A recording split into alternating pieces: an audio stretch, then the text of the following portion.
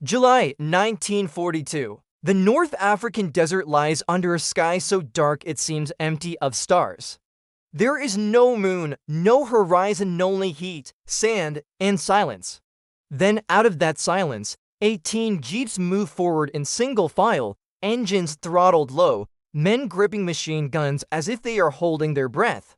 They are more than 200 miles behind enemy lines, deep in territory controlled by the German Afrika Korps. If discovered now, there will be no rescue, no reinforcements, no second chance.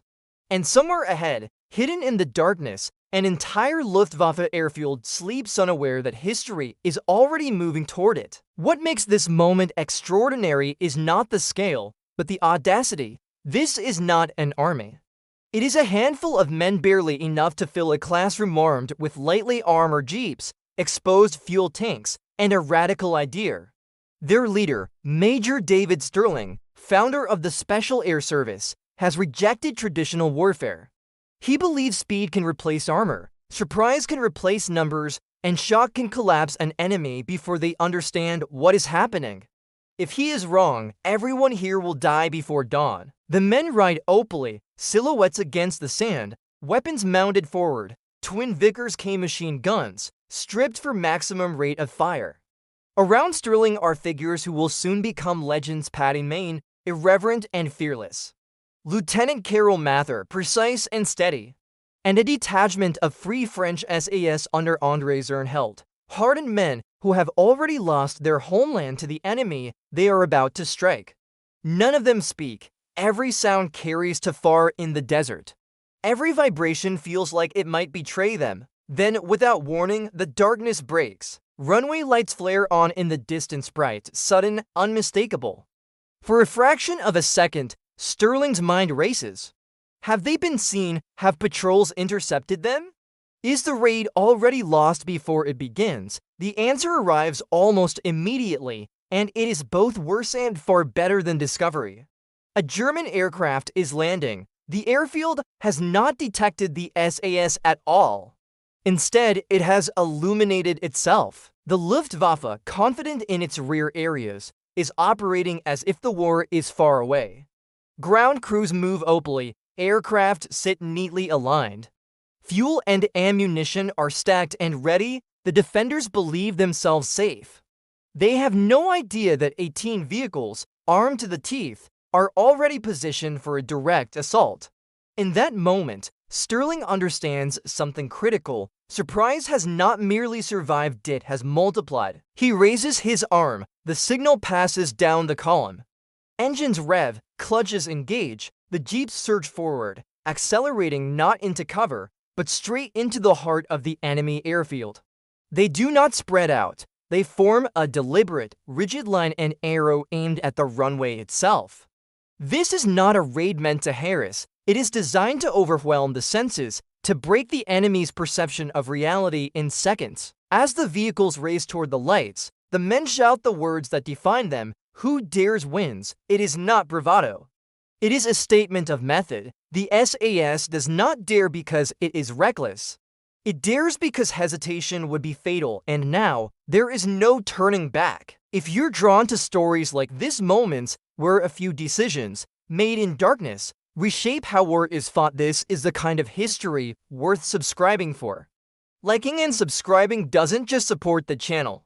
It helps these lesser-known, extraordinary stories reach people who might never hear them otherwise. Ahead, the runway rushes closer. German sentries still have not reacted.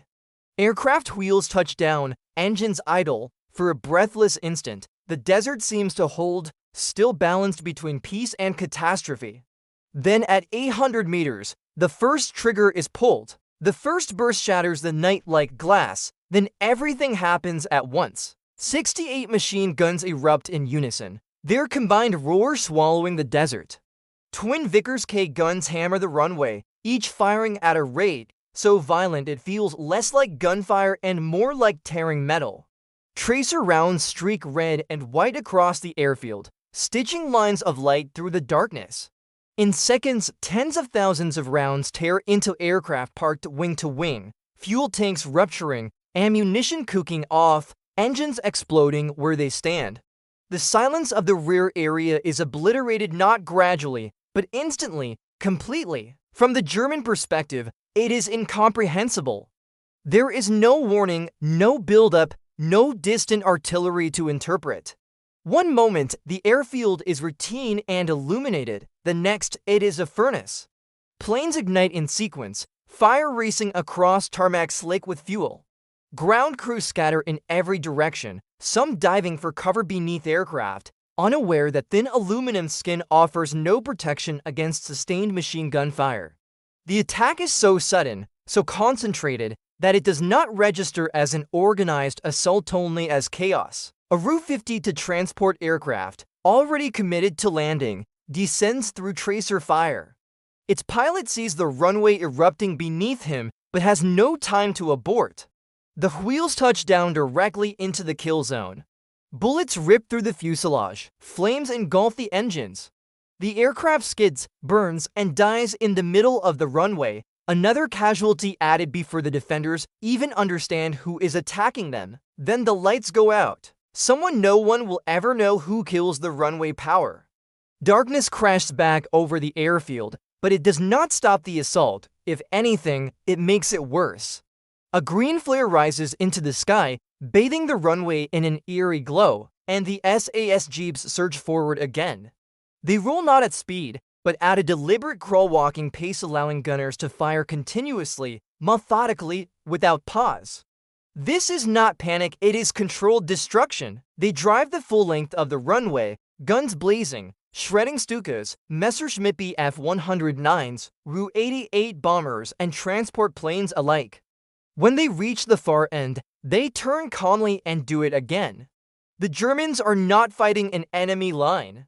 They are being swept end to end by moving firepower.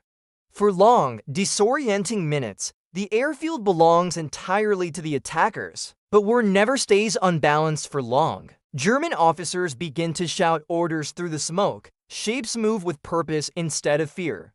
Mortar teams are dragged into position by hand, their crews working blindly in the dark. Anti-aircraft guns never intended for ground targets are depressed and fired flat into the runway.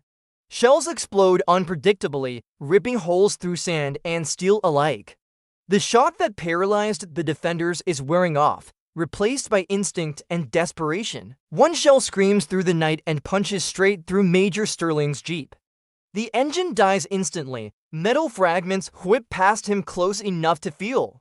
For a heartbeat, the founder of the SAS is sitting still in the middle of a burning airfield, surrounded by enemy fire, his vehicle useless.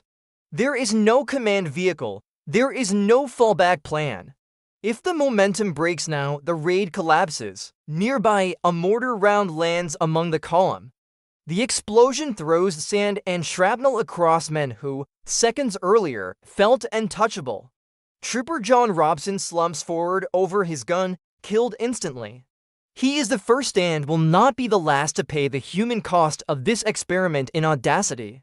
There is no time to stop, no time to look back. The jeeps continue to fire as they pass him by. The airfield is now a battlefield in the true sense. Smoke, flames, shouted commands, and incoming fire from every direction. The initial shock has given way to resistance. And as the SAS presses deeper into the inferno, one question begins to dominate every man's mind. Have they already stayed too long? The momentum falters, but it does not break. With Stirling's jeep disabled, command becomes fluid, improvised, instinctive. He abandons the wreck and transfers to another vehicle without ceremony, already issuing orders as if nothing has happened. The SAS does not retreat, instead, it pivots. The mortar position that killed John Robson becomes the new focus, and the jeeps swing their guns toward it with brutal efficiency. This is the defining test of unconventional warfare. Whether speed and surprise can survive once the enemy is awake and angry. Machine gun fire converges on the mortar crews. Tracer rounds rake the position, shredding equipment and men alike. The Germans break and run, leaving their weapons behind. Anti-aircraft guns fire wildly into the darkness, shells bursting high or exploding harmlessly in the sand. The Luftwaffe's defenders are fighting back but without coordination, without visibility, and without time. The SAS has turned the airfield into a maze of fire and confusion, and now it is exploiting that chaos to the last possible second. When the firing finally pauses, it is almost shocking. Engines cut, guns fall silent. The sudden quiet feels unnatural after so much violence. Flames crackle across the runway, aircraft still burning where they were parked minutes earlier. Smoke drifts low, obscuring everything beyond a few yards. In that eerie half-light, Stirling orders a rapid assessment. Ammunition is low but sufficient. Vehicles are damaged but mobile. Casualties, 1 dead. Against all probability, the raid is still intact. That is when Stirling makes the most dangerous decision of the night. He orders one final pass. It is a calculated risk bordering on recklessness. Daylight is approaching. German reinforcements could arrive at any moment. Every extra second on the airfield increases the odds of disaster. But leaving now means leaving aircraft intact, machines that will be repaired, refueled, and sent back into the war. The entire logic of the raid demands completion, not caution. As the jeeps reposition, Paddy Mayne spots something through the smoke and touched Route 50 to transport aircraft, parked just beyond the worst of the destruction. It is intact, undamaged, and valuable without waiting for orders. Mayne does what defines him. He leaps from his jeep, sprints toward the aircraft with explosives in hand, plants the charge, and runs. Seconds later, the Route 52 erupts in flame, adding one final inferno to the airfield. The signal to withdraw is given. The jeeps accelerate, racing off the runway and back into the desert as suddenly as they appeared. There is no pursuit, only burning wreckage and stunned defenders left behind. Within minutes, the SAS vanishes into the blackness, engines fading, silhouettes swallowed by sand and darkness. The raid is over, the objective has been achieved. But victory in unconventional warfare is never complete at the moment of success. Because now comes the most dangerous phase of all, escape. As dawn approaches, German aircraft will rise into the sky, if not from this airfield, then from others nearby. The desert, which concealed the SAS on the way in, will expose them mercilessly in daylight. There will be no firepower advantage, no shock, no surprise. Only small groups of men, scattered vehicles, and hundreds of miles of hostile terrain between them and safety. If this story has you locked in, this is the point where subscribing and liking genuinely matters.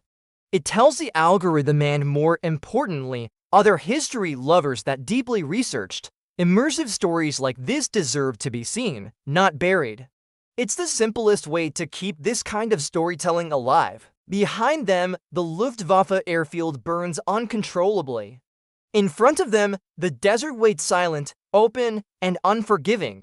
And as the first light of dawn creeps over the horizon, the SAS realizes the hardest part of the mission has only just begun. Dawn exposes everything the night had hidden. As the first light spills across the desert, the illusion of safety disappears. Tracks are visible, shadows are sharp. The vast openness that allowed the SAS to approach unseen now turns against them. German aircraft lift off from surviving airfields, fanning out across the region, searching for the attackers who dared strike so deep behind the lines. From the air, the desert becomes a map and every moving object a target. The SAS responds by dissolving. The jeeps split into small groups, then smaller still, disappearing into scrub, shallow depressions, and patches of broken ground. Engines are hidden, weapons are covered. Men lie still for hours, barely moving, listening to the sky. Lieutenant Carol Mather's group buries their vehicles under brush and sand, then does something surreal. They cook breakfast. Not out of comfort, but discipline, routine steadies the mind. Overhead, dive bombers circle close enough that the men can hear the engines clearly, but never see the aircraft themselves. Elsewhere, the French SAS is not as fortunate. For German Stukas spot their position and descend in a screaming dive. Bullets and sand explode across the ground as the men press themselves into shallow cover, praying the pilots do not notice how close they are to the surface. The attack continues pass after pass, each run carving deeper scars into the desert. Only when the aircraft exhaust their ammunition do they finally withdraw, leaving the French battered but alive. It is a reminder that survival now depends less on skill than on chance. In another sector, Major Stirling's group halts to do something no commander ever wants to do. They bury Trooper John Robson where he fell. There is no coffin, no ceremony, only sand, a makeshift cross, and a few quiet words spoken quickly. Even this moment is interrupted by the sound of an engine overhead, a lone Stuka passing by, unaware of the small grave beneath it. When the sound fades, silence returns, heavier than before. By nightfall, the scattered elements of the raid begin to make their way back toward friendly lines, moving cautiously, avoiding roads, surviving on minimal water. One by one, they return. Some arrive days later. Some narrowly escape patrols. All of them carry the exhaustion of men who have lived too long at full alert. There is no celebration when they reunite, only relief. Behind them, the airfield they destroyed smolders. Dozens of aircraft are gone. Operations are disrupted. Repairs will take weeks. But the true impact of the raid cannot be measured in wreckage alone. This single operation proves something radical: that a small, highly trained force, using speed, imagination, and psychological shock, can inflict disproportionate damage deep inside enemy territory. It validates the concept of modern special forces not as auxiliary troops, but as strategic weapons. Armored columns and massed infantry have not been replaced, but they have been challenged. The cost, however, is written quietly into the sand: one man dead, many more narrowly spared. No medals can fully account for the risk. No doctrine can remove the human toll. The SAS will grow from this moment, expand, refine, and become legendary, but it will always be built on nights like this, where survival balanced on seconds and decisions made in darkness. The desert keeps its secrets. The Luftwaffe Airfield burns, the attackers vanish. And modern warfare, without quite realizing it, has changed.